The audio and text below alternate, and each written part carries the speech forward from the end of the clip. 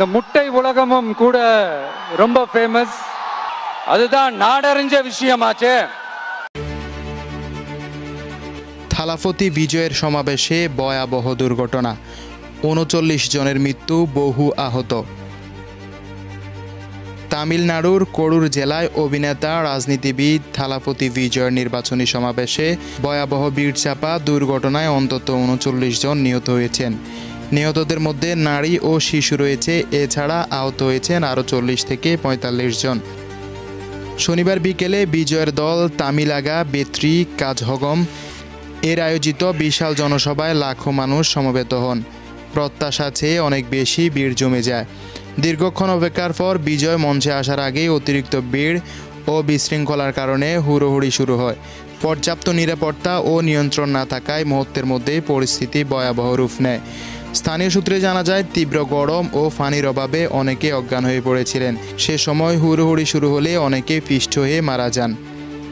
হাসপাতালে নেওয়ার পর বহু মানুষকে মৃত ঘোষণা করা হয়। নিহতদের মধ্যে নারী, বৃদ্ধ ও অন্তত কয়েকজন শিশু রয়েছে। আহতদের মধ্যে অনেকের অবস্থা আশঙ্কাজনক। তামিলনাড়ু রাজ্য সরকার নিহতদের পরিবারকে ১০ লক্ষ রুপি করে ক্ষতিপূরণ ঘোষণা করেছেন। আহতদের জন্য আর্থিক সাহায্য দেওয়া হবে বলে জানানো হয়েছে। ঘটনাটি তদন্তের জন্য একটি উচ্চ পর্যায়ের কমিশন গঠন করা হয়েছে। অভিনেতা রাজনীতিবিদ থালাপতি বিজয় গভীর শোক প্রকাশ করেছেন। তিনি টুইট করে নিহতদের পরিবারের প্রতি সমবেদনা জানিয়েছেন এবং দলের পক্ষ থেকে সর্বোচ্চ সহায়তার আশ্বাস দিয়েছেন।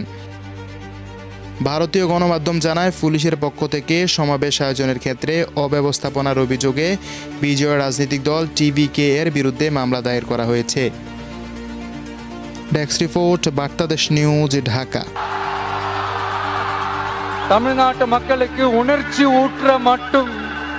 ஊற்ற மண்ணும் கூட. இதை நான் ஏன் சொல்றேன்னா, 2 வரிகள் சொன்னா உங்களுக்கு ஈஸியா கனெக்ட் ஆகும்.